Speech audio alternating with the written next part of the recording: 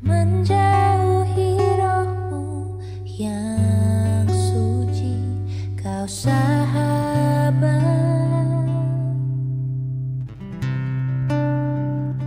dan kau dekat.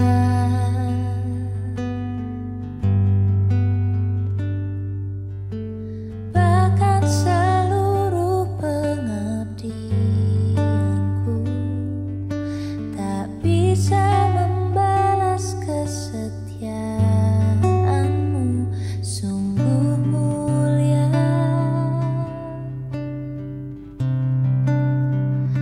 dan berharga, sungguh besar pengorbananmu bagiku, terlalu dalam untuk dimengerti.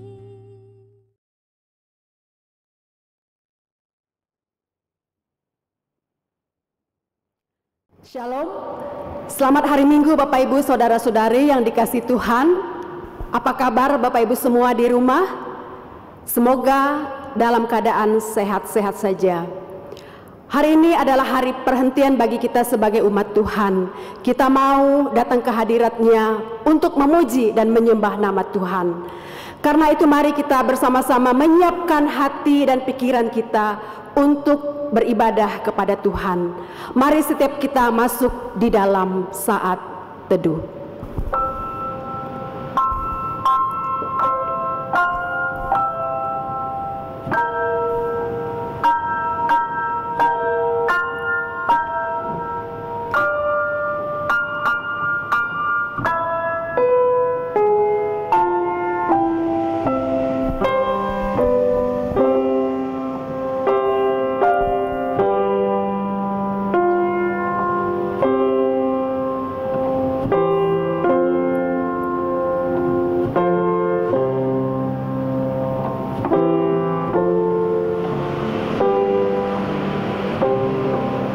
Pertolongan kita di dalam ibadah pada hari ini terjadi di dalam nama Tuhan Yesus yang menjadikan langit dan bumi.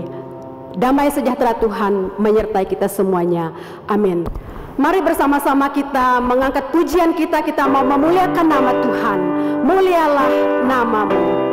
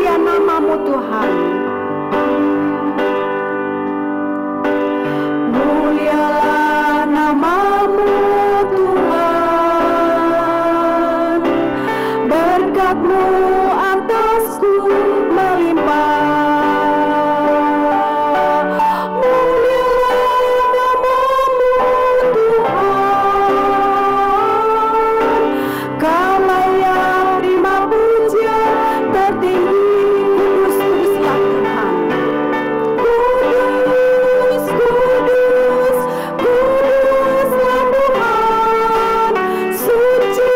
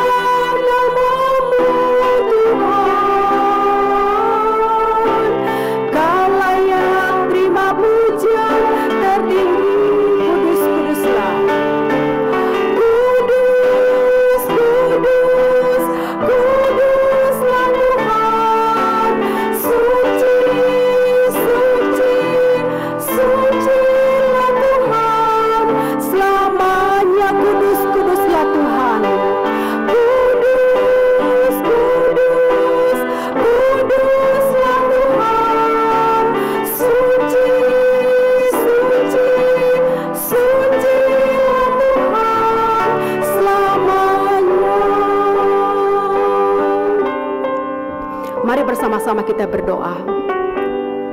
Bapa kami yang ada di dalam surga, kami sungguh mengucap syukur untuk hari yang baru yang Tuhan anugerahkan kepada setiap kami sebagai umat Tuhan GSRI Jemaat Kebayoran Baru.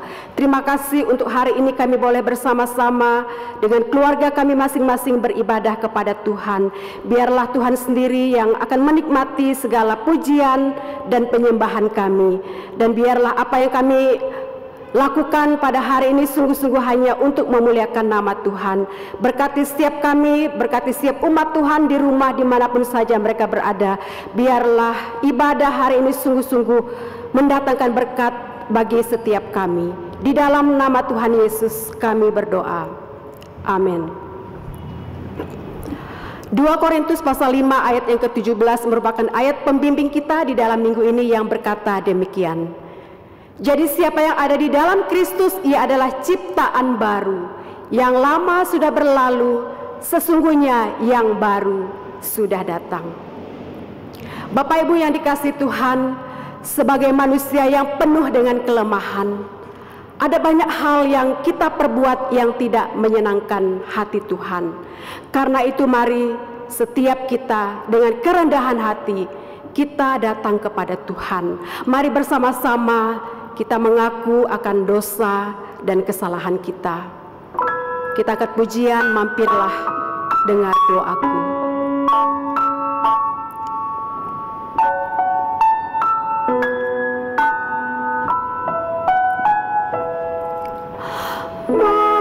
Mampirlah dengar doaku,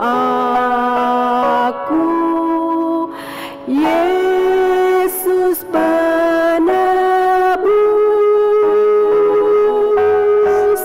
Orang lain kau hampiri,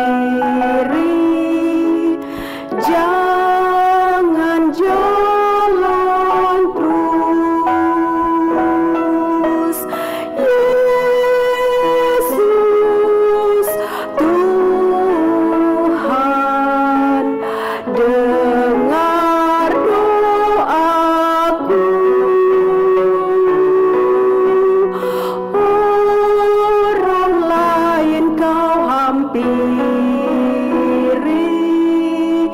jangan jalan terus. Di hadapan tata rahmat, aku menyembah, tunduk dalam penyesalan. Tuhan tolonglah, Yesus Tuhan dengar doaku. Yesus Tuhan, dengar doaku.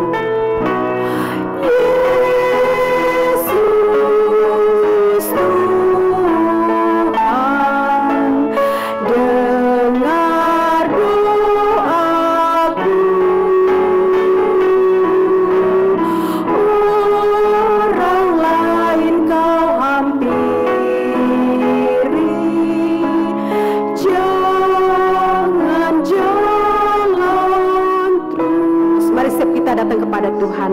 Sementara musik terus memainkan pujian ini, setiap kita berdoa masing-masing, mohon kiranya Tuhan yang akan mengampuni dan menyucikan akan segala dosa-dosa kita.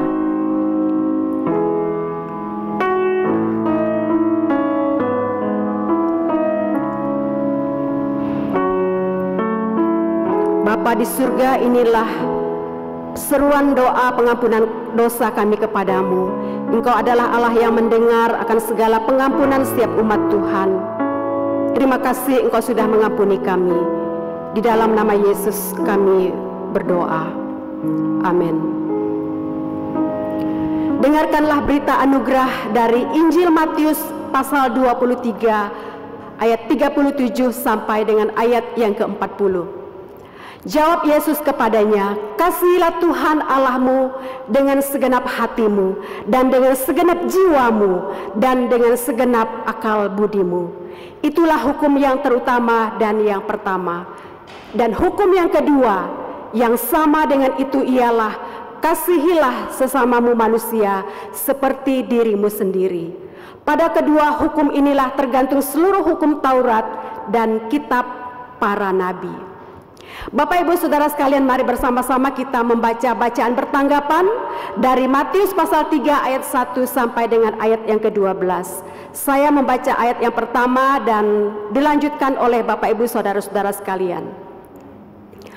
Pada waktu itu tampillah Yohanes Pembaptis di padang gurun Yudea dan memberitakan, "Bertobatlah, sebab kerajaan surga sudah dekat."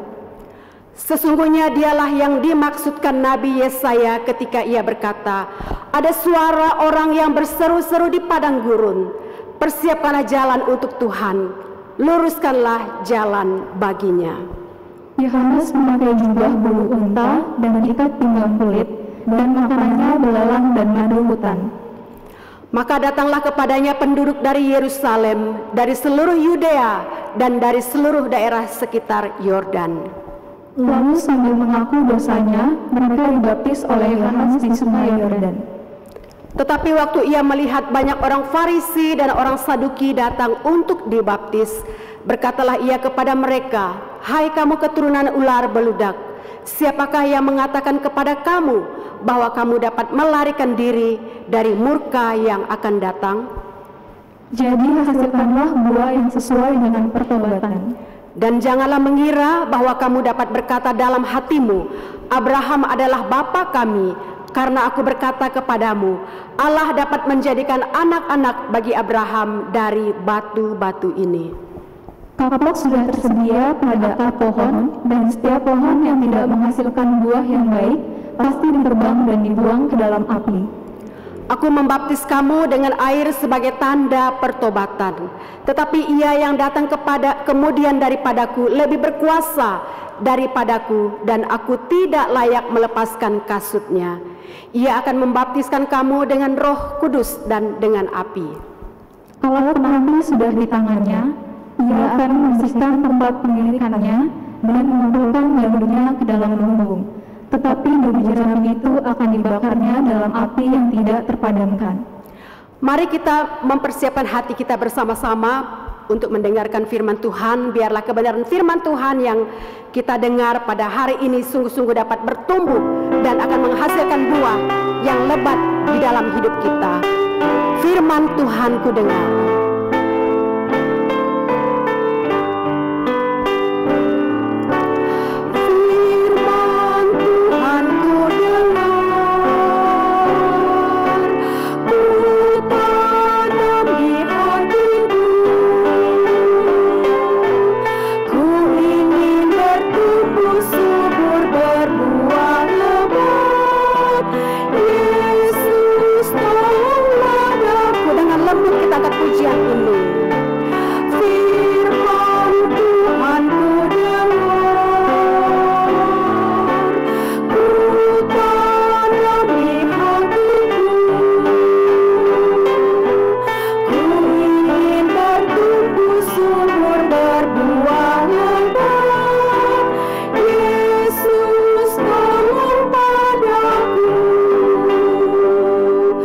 Tuhan hari ini akan disampaikan oleh Pendeta Imade Masra dengan tema hasilkanlah buah yang sesuai dengan pertobatan.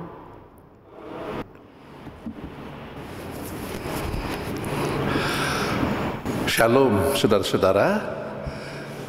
Coba buka Alkitab saudara. Buku apa yang paling terakhir dalam perjanjian lama? Maleaki bukan? Lalu buku apa pertama dalam perjanjian baru? Matius, seperti bagian yang kita baca tadi. Tapi di antara perjanjian lama dan perjanjian baru, apa yang saudara lihat di situ? Tidak ada nama buku, kertas putih. Tetapi kertas putih ini bernilai 400 sampai 430 tahun. Itu yang dikatakan masa Allah diam selama 400 tahun. 400 years of silence. Maksudnya, tidak ada nabi Tuhan yang Tuhan utus untuk berbicara kepada umat Tuhan. Coba kita bandingkan dengan kita yang belum 1 tahun, beribadah tanpa berkumpul bersama. Sudah begitu kangen ketemu. Beberapa orang menelpon, kapan kita bisa bertemu bersama-sama berkumpul seperti dulu? Ada bahkan saudara yang sudah lanjut usia berkata, kalau ada pertemuan dengan batas umur, saya juga pasti mau datang, biar gak boleh juga mau datang, katanya. Itu mengungkapkan betapa kangennya. Dan kalau nanti itu begitu bebas, kembali kepada normal, maka wow, bukan main. Saudara bayangkan, kita belum 1 tahun sudah begitu kangen. Umat Tuhan 400 sampai 430 tahun lamanya tidak ada nabi, tidak terdengar suara Tuhan. Dan tiba-tiba muncul seorang yang bernama Yohanes. Muncul seorang yang bernama Yohanes. Yohanes ini lebih dikenal sebagai Yohanes Pembaptis. Dia bukan Yohanes murid Tuhan, tapi Yohanes yang sering dikenal dengan nama Yohanes Pembaptis. Yohanes dalam bahasa Ibraninya Yohanan, atau dalam bentuk panjangnya Yahohanan. Artinya Tuhan adalah pengasih. Yahweh has been gracious. Busana hamba Tuhan ini seperti Nabi Elia. Jubah bulu unta, ikat pinggang kulit, fasilitas ibadah, fasilitas pelayanan maksud saya begitu sederhana, tetapi tetap menyuarakan suara Tuhan. Yohanes Pembaptis ini bukan pengkhotbah selebritis yang menampilkan luar biasa cincinnya, pakaian jasnya, sepatunya begitu mahal-mahal. Hamba Tuhan sejati ini tidak melihat fasilitas, tapi dia menyampaikan suara Tuhan, dan dia berkhotbah di tanah Yudea. Hamba Tuhan yang luar biasa. Begitu dia berkhotbah, pendengar khotbahnya berbondong-bondong datang dari Yerusalem, Yudea, dan daerah sekitar Yordan. Dikatakan demikian. Saudara pikir Yerusalem sampai Yudea itu sekitar 40 kilometer. Mereka berjalan kaki mau ke sana mendengar firman Tuhan. Mereka bukan mencari tempat ibadah yang terdekat, yang enak, senang, tidak senang, enak, gak enak, pokoknya saya terasa dekat, enak, sudah. Tidak. Mereka mencari firman Tuhan dengan bersungguh-sungguh. Mereka bukan mencari kepuasan. Itu suatu orientasi yang salah. Bukankah Tuhan mengatakan, cari dahulu kerajaan Allah. Orang semakin dipuaskan. Nah saudara, dikatakan juga dalam ayat orang Farisi, menjadi pendengar juga, datang mendengar. Orang Farisi itu orang elit pemimpin elit agama, dan orang Saduki juga imam-imam yang elit juga di kalangan pemimpin agama Yahudi. Mereka merasakan sebagai keturunan Abraham yang sudah mempunyai perjanjian dengan Allah, bahwa mereka bisa masuk ke dalam kerajaan Allah dengan berdasar perjanjian.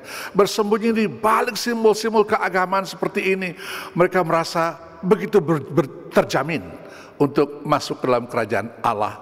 Mereka tidak berpikir bahwa itu masalah pribadi. Dan Yohanes berkhotbah, dia menyampaikan firman Tuhan dan mengatakan berbeda dengan apa yang biasa kita lihat. Orang datang diberi sambut dengan senyum, dengan ramah, dipersilahkan dengan enak, tetapi dia tidak, bukan dengan lembut, tetapi seperti singa yang mengaum dengan tidak takut.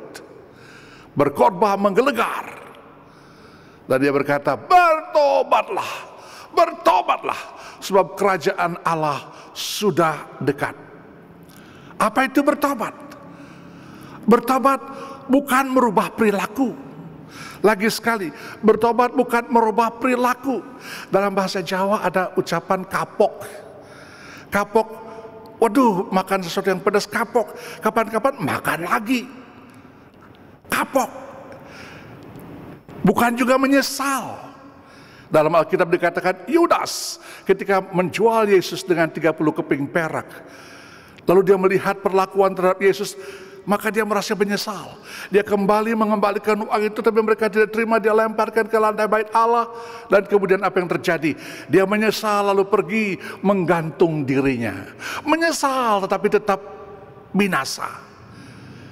Bukan merubah pikiran sendiri, bukan juga menyesal, tetapi bertobat itu artinya metanoia dalam bahasa Yunaninya, itu berubah pikiran, change of mind. Ketika Roh Kudus menyadarkan dengan firman Tuhan, mungkin melalui khotbah atau yang lain apa saja, lalu melihat betapa jahat dan berdosanya diri ini, lalu berubah pikiran, berbalik, datang kepada Dia yang berkuasa memberi pengampunan. Jadi saudara-saudara, bertobat itu bukan merubah pikiran, perilaku maksud saya, bukan merubah perilaku. Dulu saya mencopet 30 dompet, sekarang hanya 10 dompet. Itu bukan. Dulu saya marah tiap hari, sekarang agak jarang sedikit. Itu hanya merubah perilaku sendiri. Mungkin dalam bahasa Jawa kita mengenal kapok. Tetapi juga bukan berarti menyesal. Yudas menyesal ketika melihat sudah menjual Tuhan Yesus, lalu melihat perlakuannya demikian, dia menyesal, tetapi tetap binasa. Ketika uang itu sudah dikembalikan, dilemparkan, kemudian dia pergi menggantung dirinya. Saudara-saudara, bertobat itu berarti berubah pikiran, metanoia, change of mind. Ketika Roh Kudus menyadarkan dengan firman Tuhan, mungkin melalui khotbah atau yang lain, kita melihat betapa jahat dan berdosanya diri ini, lalu berubah pikiran, berbalik, U-turn, datang kepada Dia yang berkuasa memberi pengampunan dan pertolongan. Maka ada lagu yang mengatakan, balik saudara ke Golgota, berhenti di sana dan berserah, balik ke Golgota. Alkitab berkata, bertobatlah, percayalah kepada Injil. Nah, setelah bertobat sejati seperti ini, maka perubahan perilaku akan nampak sebagai buah-buah pertobatan. Sama sekali bukan upaya diri merubah perilaku. Yohanes berseru, bertobatlah, bertobatlah, ayo putar balik, U-turn. Dari apa yang sudah kamu lakukan, kembalilah kepada Tuhan. Alkitab memberitahu kita bahwa pendengar memberi respon kepada berita Yohanes. Matius pasal 3 ayat 7 berkata, tetapi ketika dia melihat banyak orang Farisi dan Saduki datang untuk dibaptis, dia berkata kepada mereka, "Hei kamu keturunan ular beludak, siapakah yang mengatakan kepada kamu bahwa kamu dapat melarikan diri dari murka yang akan datang? Jadi hasilkanlah buah yang sesuai dengan pertobatan." Saudara-saudara, pesan yang sama Tuhan sampaikan kepada kita pada hari ini, hasilkanlah buah yang sesuai dengan pertobatan. Pertama, mari kita merenungkan kepastian buah pertobatan. Hasilkanlah buah yang sesuai dengan pertobatan. Dengan kata lain, pertobatan sejati pasti ada buah. Ada perubahan sebagai bukti yang bisa dilihat dari pertobatan sejati yang terjadi di dalam seseorang. Buah pertobatan. Pertama, buah ini datang dari dalam. Bukan ditempelkan dari luar, terlihat di luar, tetapi datang dari dalam. Kalau hanya di luar saja itu pasti buah palsu. Memang serupa, tetapi tidak secara total tidak sama. Semua yang palsu dibuat begitu mirip sekali, tapi tetap palsu, tidak sejati. Uang palsu dibuat seperti mirip sekali, tapi tidak sama. Barang palsu juga mirip sekali, tetapi memang palsu, bukan asli. Pertobatan asli datang dari dalam. Pertobatan palsu datang dari luar. Ibarat, saya pernah mendengar sebuah cerita dari rekan-rekan yang di angkatan darat, di militer. Ada seorang pensiunan angkatan darat. Dia masih merasa kuat, dia pikir mencari kerjaan. Lalu ada membaca dari sebuah zoo, sebuah kebun binatang, ada orang utan mati, lalu dia dibutuhkan seorang yang bisa bergerak seperti itu. Lalu dia melamar, diterima menjadi orang utan. Orang banyak suka sekali melihat karena orang utannya pintar, bahkan bisa berhitung. Lalu entah bagaimana dia main-main di kandang itu, terperosok jatuh ke kandang buaya. Lalu wah, dia mencoba kembali, tidak bisa. Buaya mendekat, dia berteriak, help, tolong. Buaya itu kemudian berkata, diam lu, gua juga pensiunan angkatan laut, katanya. Saudara, kepalsuan terungkap. Matius pasal 7, Tuhan Yesus bersabda, dari buahnya kamu akan mengenal mereka. Lalu kemudian dia lanjutkan dan mengatakan, tidak semua orang berkata kepadaku, Tuhan, Tuhan, akan masuk ke dalam kerajaan surga, tetapi dia yang melakukan kehendak Bapakku yang di surga. Bukankah kita melihat ada orang yang pindah agama, lalu mulai berceramah, tumpah bahasa-bahasa kotor, jorok, cabul, perilaku membangkang kepada pemerintah dan sebagainya dengan kedok agama. Yang keluar dari dalamnya itulah sebenarnya orang itu sebenarnya. Diri orang itu adalah seperti itu. Entah dulu, entah sekarang kita melihat hal yang sama. Tidak ada air manis keluar dari sumber belerang, tidak ada.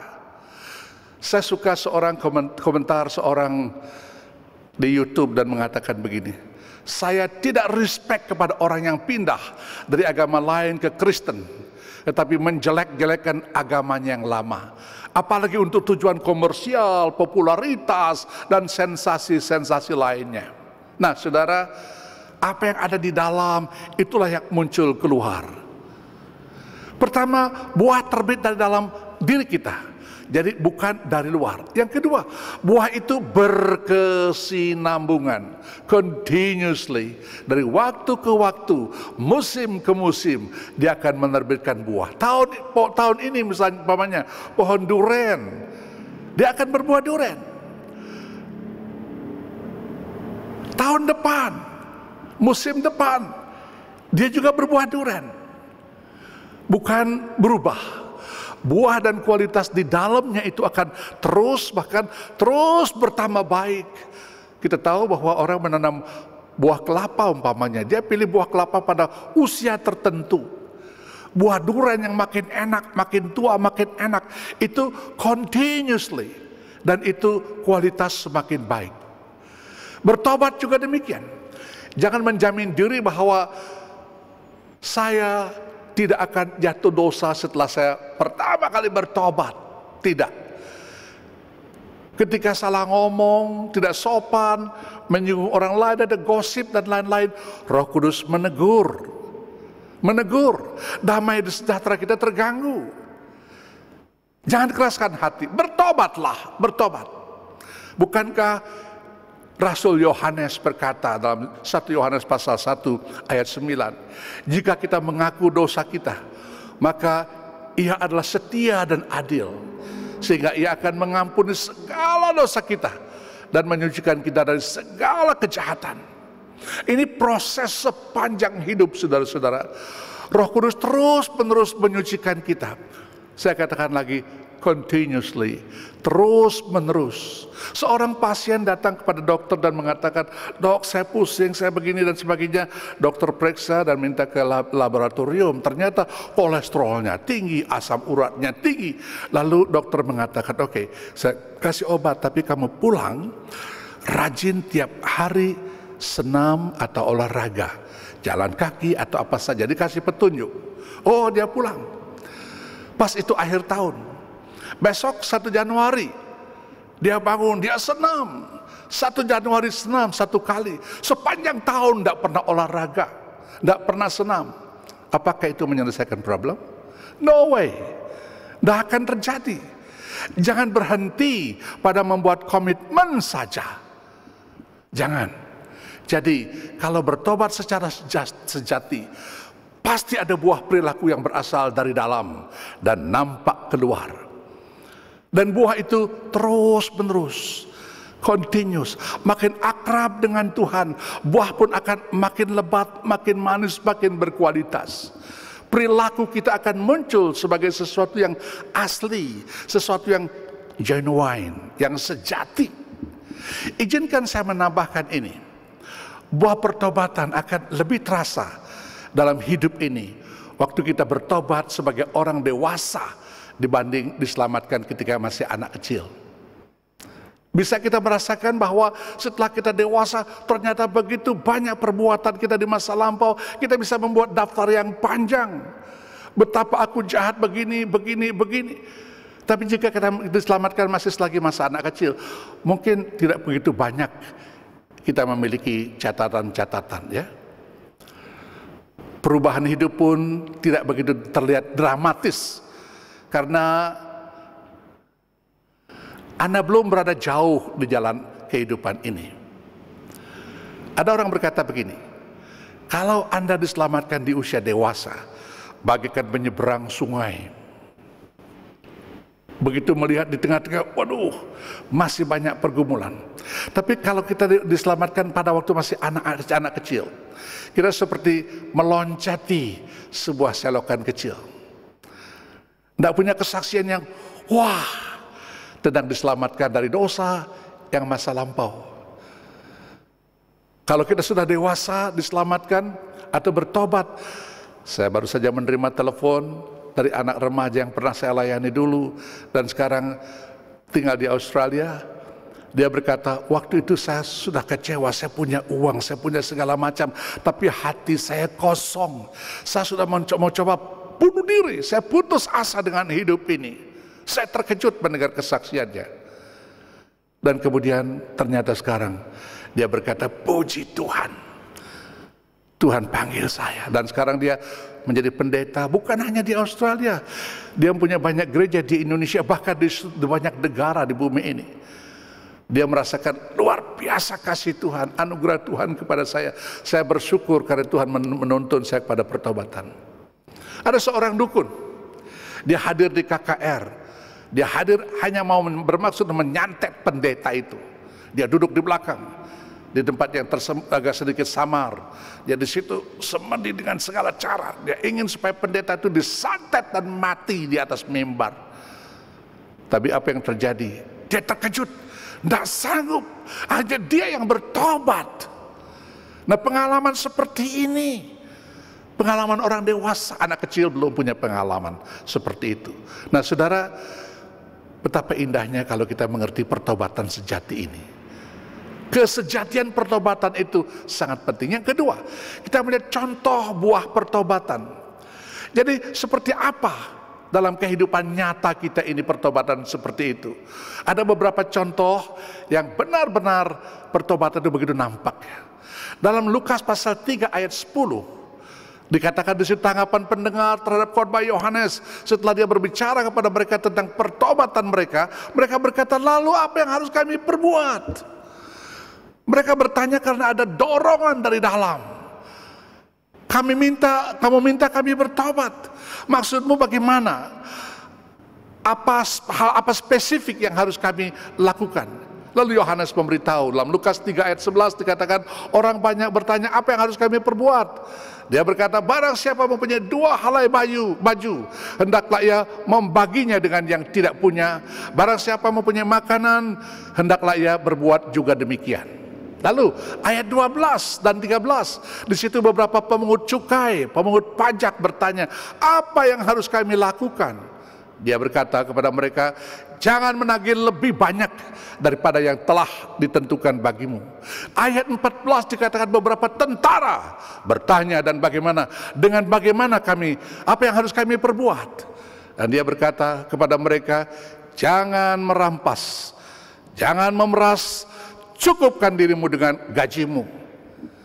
Lalu jawab Yohanes sangat spesifik, menyentuh area kehidupan pendengar di mana mereka telah berdosa dan di mana mereka harus berhenti berbuat dosa, berbalik dan melakukan sesuatu yang berbeda. Kalau kita membaca Injil Lukas pasal 19, Yesus sedang berangkat menuju ke Yeriko. Ada seorang pemungut cukai yang bernama Sakyus. Orang kaya. Dia ingin melihat Yesus karena selama ini kekayaan, ketenaran dan sebagainya tidak memuaskan dirinya. Harta dunia yang melimpah tidak memuaskan hatinya. Ada sesuatu yang kosong yang dia belum dapatkan di dunia ini. Lalu dia ingin melihat Yesus. Dia berlari ke depan karena dia orangnya pendek. Dia naik pohon ara dikatakan di situ. Ketika Yesus lewat, lalu Yesus melihat ke atas, Sakyus, turunlah, hari ini aku menumpang di rumahmu. Lalu terjadi pertobatan Sakyus ini. Sakyus bertobat, lalu diajaklah Yesus ke rumahnya makan bersama-sama. Dan bersama-sama dengan pemungut cukai. Dan pemungut cukai dalam pandangan masyarakat di situ adalah orang berdosa, kebencian masyarakat Yahudi. Tetapi apa yang Sakyus katakan? Dia berkata, Tuhan, setengah dari milikku akan kuberikan kepada orang miskin. Dan sekiranya ada sesuatu yang kuperas dari seseorang, akan kukembalikan 4 kali lipat. Saudara, apakah ini berarti Sakyus membeli keselamatan? Tidak. Tapi oleh karena ada pertobatan di dalam hatinya, maka Yesus kemudian berkata, hari ini keselamatan telah datang ke rumah ini. Bukan membeli keselamatan. Dia sedang mengungkapkan buah dari pertobatan yang tulus.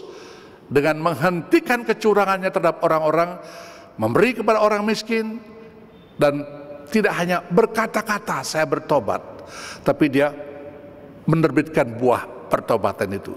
Dia menghasilkan buah pertobatan sejati dalam hidupnya. Nah, saudara-saudara, kita juga melakukan hal yang sama ketika benar-benar pertobatan itu ada. Ada perubahan nyata dan spesifik dalam hidup kita.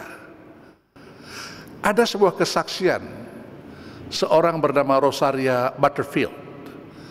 Dia seorang mantan profesor perguruan tinggi. Dia seorang aktivis lesbian, hidup dengan sesama wanita lain sebagai pasangan. Kemudian satu kali dia mendengar firman Tuhan. Dia sudah pernah membaca Alkitab, tetapi waktu dia mendengar firman Tuhan, dia ingat kepada firman yang dia pernah dengar dan dia pernah baca. Akhirnya dia sampai pada kesimpulan bahwa Alkitab benar, dan Yesus itu Tuhan. Dan disitulah kemudian dia betapa dia merasa bergumul dalam hatinya. Rosaria Butterfield menyadari bahwa dia tidak bisa terus mengajar hal yang dia ajarkan di universitas, sementara dia melakukan hal yang amoral dengan wanita lain. Dia benar-benar bertobat dari dosanya. Dan apa yang kemudian terjadi? Hidupnya hari ini sangat berbeda secara dramatis. Kemudian di bacaan itu mengatakan dia menjadi seorang Kristen yang sejati, punya komitmen yang tinggi sejati kepada Tuhan. Dan kemudian dia ternyata menjadi seorang istri, seorang pendeta, ibu dari beberapa anak, melayani dengan setia di gereja. Tidak diragukan lagi bahwa dia menghasilkan buah dari pertobatan sejati. Saya pernah menonton film Tony Fontaine, seorang anak pendeta, dibesarkan dan bermain di gereja, di piano dan sebagainya. Dia ikut menyanyi di sekolah minggu, ikut paduan suara. Tapi pada waktu dia sudah memulai menginjak remaja pemuda, dia meninggalkan Tuhan. Mamanya terus mendoakan dia. Dia merasa hidup di gereja gersang. Dan seringkali orang karena terlalu banyak dengan kehidupan agama seperti itu, terbiasa akhirnya menjadi kosong. Sama dengan orang Farisi dan orang Saduki juga. Satu ketika Tuhan menyentuh dia dengan satu peristiwa. Tuhan berbicara kepada dia dengan satu peristiwa tabrakan mobil, hampir mati. Ketika dia sadar dengan semua ini, dia kembali kepada Tuhan. Dan sisa hidupnya dia pakai memuji Tuhan, kemanapun dia bisa melayani Tuhan. Dulu saya pernah mendengar satu cerita tentang tukang cikar. Cikar itu gerobak, saudara, gerobak sapi. Dan ini peristiwanya terjadi di negeri lain. Dan tukang cikar itu orangnya keras dan kasar. Di rumah juga kasar sekali. Terhadap sapi-sapinya tidak ada bahasa halus, bangsat, brengsek, sebagainya, kata-katanya kotor. Kalau dia menyuruh sapinya mau berangkat, kata-katanya kasar. Tetapi suatu ketika dia bertobat. Ketika dia bertobat, apa yang terjadi? Kemudian dia ganti kata-kata kasarnya, tetap bersuara keras. Kalau biasanya dia lewat di kampung itu, orang tahu ini si itu, kasar orangnya. Tetapi satu ketika berubah. Ketika dia lewat, dia berkata, haleluya, puji Tuhan. Orang kaget, berubah. Pola hidupnya berubah. Di rumah tangga terhadap istri, anak-anak berubah semua. Itulah buah-buah pertobatan. Pertobatan itu seperti senam seumur hidup. Pelajaran seumur hidup sebagai siswa yang terus belajar. Ada penyesalan atas dosa yang juga seumur hidup. Bukankah Tuhan Yesus juga mengajarkan, ampuni kami akan kesalahan atau hutang kami. Lalu Tuhan melanjutkan dengan perkataan begini, jauhkanlah kami dari yang jahat. Kiranya Tuhan menolong kita supaya kita tidak melakukan lagi hal-hal seperti itu. Nah, saudara-saudara, kita melihat aplikasi dalam kehidupan kita sebagai orang Kristen yang bertumbuh. Kita mulai dari pertobatan, kita terus bertumbuh menghasilkan buah pertobatan. Waktu kita membaca firman Tuhan, Tuhan menegur, bertobatlah.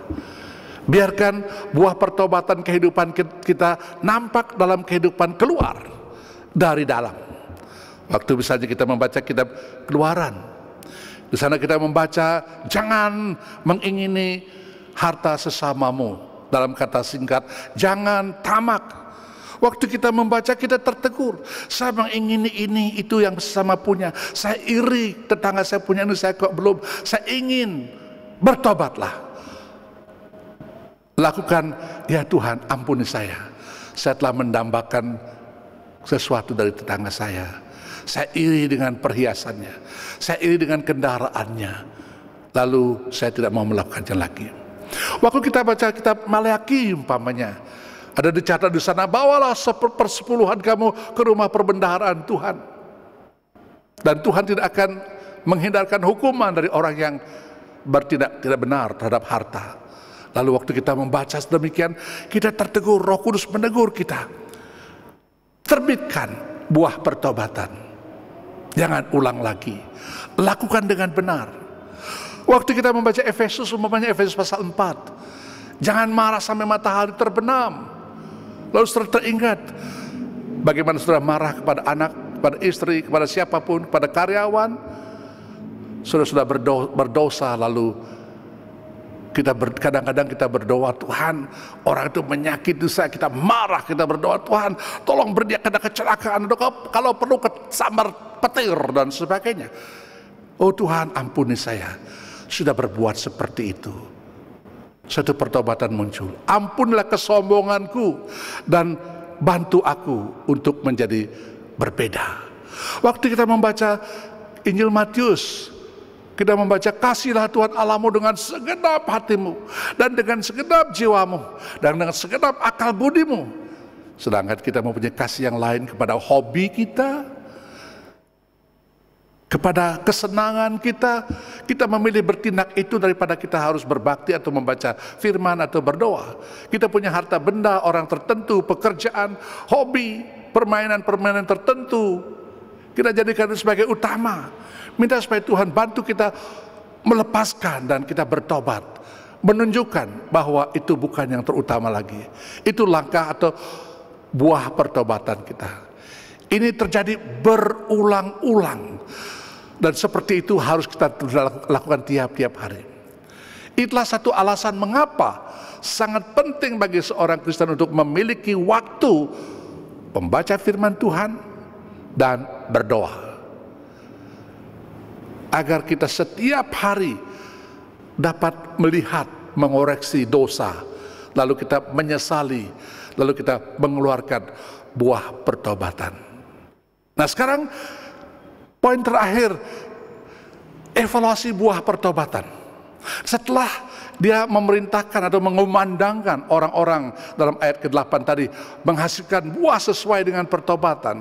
Yohanes berkata dalam ayat 10, dia berkata begini, kapak sudah tersedia pada akar pohon, dan setiap pohon yang tidak menghasilkan buah yang baik pasti ditebang dan dibuang ke dalam api. Dengar saudara-saudara, akan datang penghakiman yang didasarkan bukan pada apa yang kita bilang kepada orang lain. Saya orang baik, saya orang murah hati. Bukan itu. Bukan didasarkan pada apakah yang saya katakan kepada orang lain, tapi apakah ada pertobatan yang benar atau sejati ada di dalam dan itu muncul keluar. Maka dalam ayat 12 pasal 3 ini Tuhan Yesus berkata bahwa itu akan dinyatakan pada waktu Dia akan datang. Dikatakan alat penampi sudah di tangannya. Ia akan mengiriknya dan mengumpulkan gandumnya ke dalam lumbung. Tetapi debu jerami itu akan dibakarnya dalam api yang tidak dapat dipadamkan. Itulah yang Yesus akan lakukan pada waktu evaluasi asli, pada waktu evaluasi akhir akan terjadi. Tuhan tahu yang asli dan yang palsu. Ada orang Kristen yang sungguh-sungguh bertobat, bertumbuh, menghasilkan buah pertobatan sepanjang hidupnya. Secara figuratif dikatakan dia akan mengumpulkan ke dalam lumbungnya atau rumahnya di surga. Tetapi dia juga melihat mereka yang tidak lain adalah sampah rohani, bohong, hanya menampilkan luar. Mereka yang tidak sungguh-sungguh bertobat dan tidak menunjukkan buah dari pertobatan sejati sepanjang hidup mereka. Mungkin mereka tidak ke gereja, atau bahkan mungkin ada di dalam gereja sebagai aktivis, mempunyai jabatan. Ukuran Tuhan bukan apa yang ia katakan, tapi apa yang ada terbit hasil dari dalam orang itu, sejati atau palsu. Yang palsu akan dibakar dalam api. Pertanyaannya, apakah saudara gandumnya atau sekamnya? Apakah Anda adalah pohon yang ada kesejatian hidup di dalammu dan sedang terus tumbuh menghasilkan buah kebenaran dan akan menuju ke sorga? Atau apakah saudara sampah seperti kayu yang mati rohani yang ditentukan untuk api neraka? Ingatlah saudara-saudaraku, bukan apa yang saudara katakan tentang dirimu, tapi apa yang saudara hasilkan secara alamiah dengan kehidupan saudara yang ada di dalam, yang dimulai pada waktu saudara bertobat, waktu merubah pikiran, melihat diri berdosa, berbalik kepada Kristus. Itu satu awal. Dia akan mengumpulkan gandumnya ke dalam lumbung, tapi dia akan membakar sekamnya dengan api yang tak terpadamkan. Yang mana saudara? Sudahkah ada pertobatan sejati? Sudahkah saudara bertumbuh dalam kelanjutan pertobatan itu? Demi nama Tuhan saya katakan, jangan permainkan kemahatauan Tuhan. Allah mengetahui segala sesuatu. Jangan bermain-main. Waktunya akan tiba. Mulailah dengan perkataan pertobatan sejati sekarang. Lalu hasilkanlah buah yang sesuai dengan pertobatan. Amin. Mari kita berdoa. Ya Tuhan, selidikilah akan kami. Selidikilah akan daku ya Tuhan. Ketahuilah akan semua pikiran kami. Ketahui jalan-jalan kami. Tidak ada sesuatu yang tersembunyi. Pertobatan sejati atau palsu di mata Tuhan begitu jelas, di depan manusia begitu kabur. Tolong ya Tuhan supaya kami tidak bermainkan kemahatauan-Mu. Engkau tahu segala sesuatu dan Engkau tidak berubah dengan apa yang Engkau sudah tetapkan bagi yang sejati dan yang palsu. Tolong kami Tuhan, jikalau di antara kami ada yang belum mengalami pertobatan sejati sekarang ya Tuhan, Roh Kudus bekerja di hatinya dan memberikan gerakan supaya dia mampu mengambil keputusan. Dengarlah doa kami demi nama Tuhan Yesus. Amin.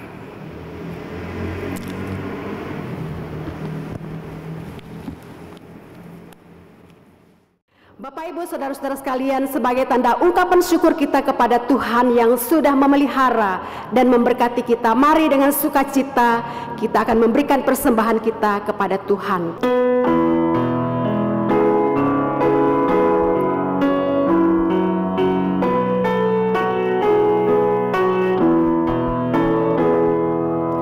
Yesus mau kami percaya baginya dengan terang, dan berkenanlah padanya baik malam baik siang. Percaya, percaya, Yesus mau kami percaya, percaya, percaya, bersinar karena Yesus. Yesus mau kami kasih satu kepada lain. Bergiranglah tiap hari, baik kerja baik bersenang.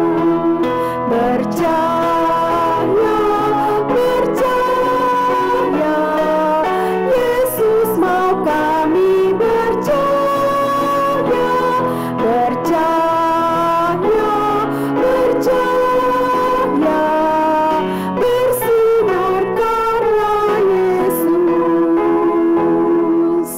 Mari bersama-sama kita berdoa. Ya Tuhan, kami sekali lagi menaikkan syukur kami yang tidak henti-hentinya ketika kami melihat betapa baiknya Tuhan kepada kami. Engkau selalu memelihara, menyertai, bahkan mencukupi akan segala kebutuhan kami. Dan Engkau juga yang terus memberkati akan segala pekerjaan maupun usaha kami masing-masing. Sebagai ungkapan syukur kami pada hari ini, kami sebagai umat Tuhan memberikan persembahan kami kepadamu. Biarlah Tuhan yang memberkati persembahan yang telah kami berikan pada hari ini, sehingga persembahan ini dapat dipakai untuk memuliakan nama Tuhan. Dan biarlah Engkau juga yang memberikan hikmat kepada para majelis yang akan mengelola uang ini dengan baik, sehingga melalui persembahan ini hanya nama Tuhan saja yang dimuliakan. Di dalam nama Tuhan Yesus kami menaikkan doa dan syukur kami ini. Amin.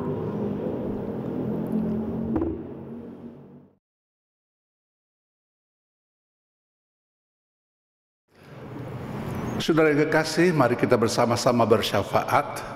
Mari sehati bersama-sama. Kami bersyukur ya Tuhan, menjadikan kami sebagai warga negara di Indonesia, supaya di dalamnya kami berperan sebagai anak-anak Tuhan yang memberi kontribusi bagi pembangunan, pencapaian cita-cita negeri kami ini. Engkau izinkan COVID-19 ini menimpa negeri kami, bahkan seluruh dunia. Bagaikan pengeras suara-Mu supaya kami mendengar peringatan Tuhan, supaya kami mengerti siapa diri kami, dan kami hanya bisa bergantung kepada Tuhan. Kecongkakan kami menjadi hancur karena tidak ada sesuatu yang dapat kami banggakan dan pertahankan. Tapi Tuhan, beri kiranya pengasihan-Mu kepada kami sekalian.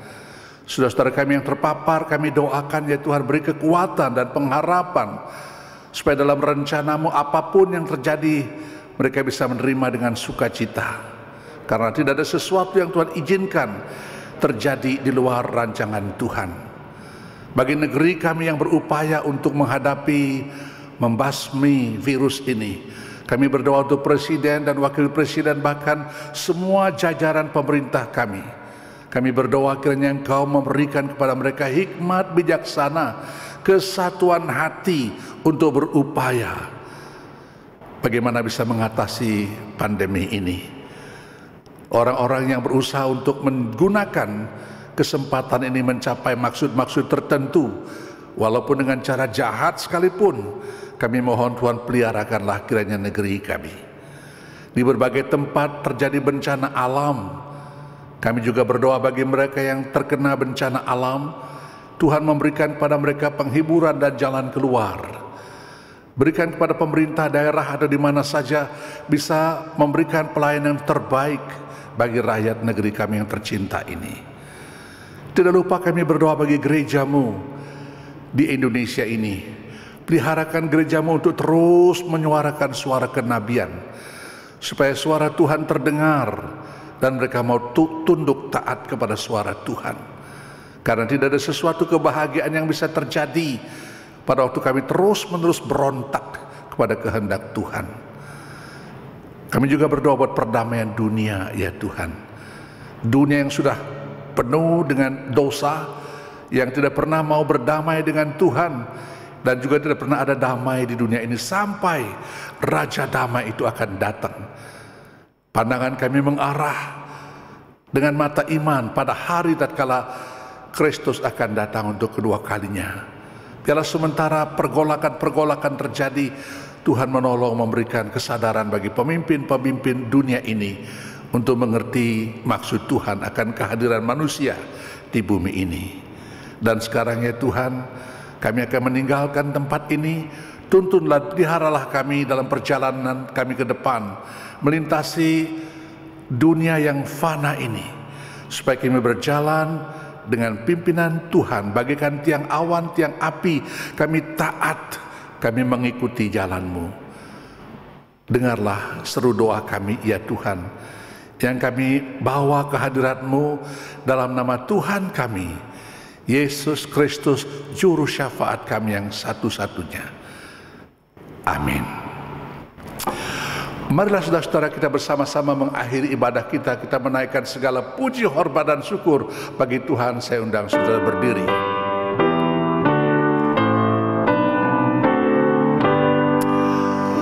Bagi Bapa, Anak dan Roh, puji, hormat dan mulia, dulu sekarang tak berubah, hingga selama-lamanya. Amin.